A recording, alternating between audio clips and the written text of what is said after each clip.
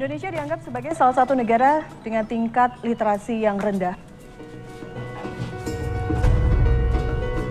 Nama saya Basmawati Haris. Saya memulai gerakan ini di tahun 2012. Saya memulainya waktu itu mengajar menjadi relawan di sekitaran hutan kota. Saya akhirnya di tahun 2015 mendirikan Rumah Baca Pinisi yang saya buka untuk umum dan siapa saja bisa bebas untuk datang belajar dan membaca di rumah baca ini.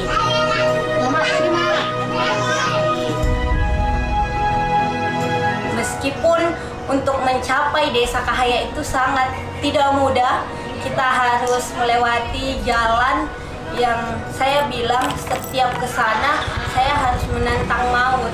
Karena kita harus melewati jalan yang terjal, jurang kanan kiri.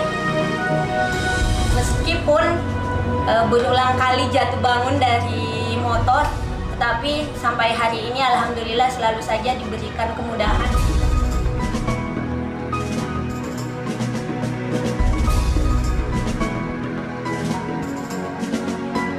Tahun ini kita dilanda pandemi COVID-19. Terutama untuk anak-anak di Desa Kahaya, mereka tidak pernah memakai masker sebelumnya, harus kita tuntun untuk memakai masker, kemudian mencuci tangan.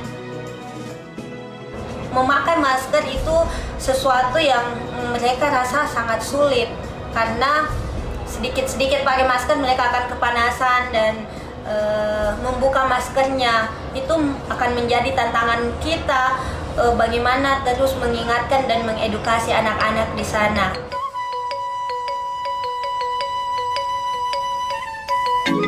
Saya berinisiatif untuk mengajak membuat hand sanitizer sendiri dari bahan alami yang ada di sekitar tempat tinggal anak-anak di Desa Kahaya. Saya mengajak mereka untuk membuat hand sanitizer dari daun sirih.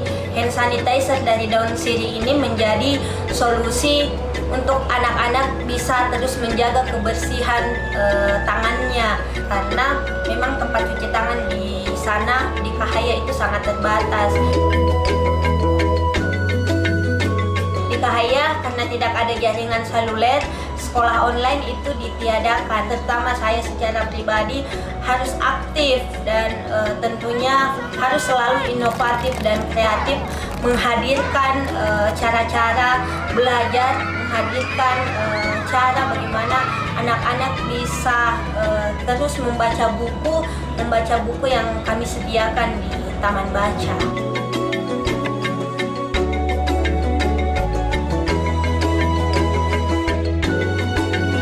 Saya berharap bahwa anak-anak di Kahaya yang mungkin kebanyakan orang tuanya hanya seorang petani kopi, tetapi mereka kelak akan menjadi sarjana dan menjadi anak yang sukses seperti yang mereka cita-citakan.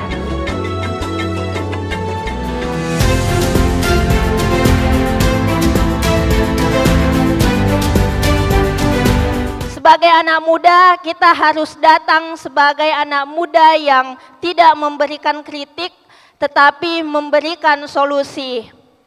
Di video yang tadi diputar, saya menjelaskan bahwa saya mendirikan Rumah Baca Pinisi di tahun 2015. Rumah Baca Pinisi yang hadir karena rasa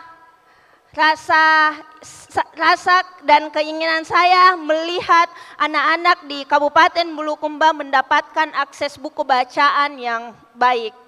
Rumah Baca Pinisi hadir di Kabupaten Bulukumba setelah saya menjadi relawan. Waktu itu masih tahun 2012, saya masih seorang mahasiswa dan menjadi seorang relawan mandiri mengajak anak-anak pesisir di Kabupaten Bulukumba untuk belajar membaca dan menulis, khususnya untuk anak-anak yang putus sekolah.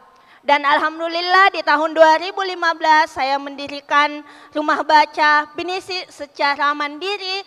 Rumah Baca Pinisi yang hari ini membawa saya berkeliling Indonesia dan luar negeri bertemu dengan banyak orang-orang baik. Rumah Baca Pinisi adalah rumah untuk semua orang. Meskipun saya mendirikannya secara mandiri, hari ini Rumah Baca Pinisi di Kabupaten Bulukumba menjadi perpustakaan dan taman baca yang pada akhirnya melahirkan puluhan taman baca di Bulukumba dan menjadikan Kabupaten Bulukumba sebagai kota dengan penggiat literasi terbesar di Sulawesi. Hari ini saya bukan dan belum melakukan apa-apa untuk Sulawesi Selatan. Tetapi saya berharap bahwa gerakan-gerakan kecil yang saya lakukan itu bisa bermanfaat untuk orang banyak dan bisa memotivasi orang-orang di seluruh Indonesia untuk turut bergerak dan berkontribusi untuk tempat tinggal dan lingkungan sekitarnya. Rumah Baca Pinisi hadir di Kabupaten Bulukumba dengan Rp1 pun saya tidak pernah membuat proposal ke pemerintah Kabupaten Bulukumba atau Sulawesi Selatan. Karena saya berpikir bahwa rumah baca ini saya dirikan secara mandiri dan saya tidak ingin mencari pemerintah dan menyodorkan proposal untuk membuat rumah baca ini terus beraktivitas. Tetapi saya justru berharap bahwa justru pemerintahlah yang akan mencari kita dan mengajak kita untuk berkolaborasi. Yang membuat saya bertahan hingga hari ini adalah saya selalu mencoba untuk memberikan sesuatu untuk tempat tinggal saya, tidak kemudian meminta-minta tanpa melakukan gebrakan kegiatan. Justru saya berharap dari gerakan-gerakan yang saya lakukan, orang-orang semakin termotivasi untuk berbuat lebih banyak. Tadi di video adalah salah satu desa yang saya dampingi, desa yang ketika tahun 2012 untuk mencapai desa itu kita hanya bisa berjalan kaki dan mengendarai kuda. Dan alhamdulillah sekarang desa itu semua orang bisa mengaksesnya meskipun jalannya tidak semulus dengan jalan-jalan biasanya. Dahulu orang-orang tidak ada yang mengenal Desa Kahaya.